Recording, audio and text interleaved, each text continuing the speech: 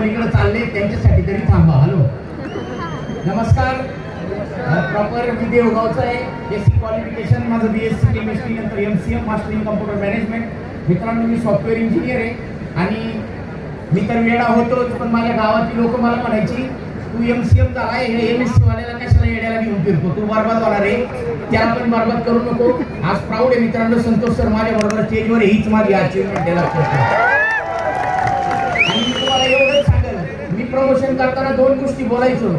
5वी ते 10वीचा अभ्यास कधी लक्षात राहत नाही, पण गेलेली सहल लक्षात राहते. मित्रांनो आज ही तुमची सहल आहे.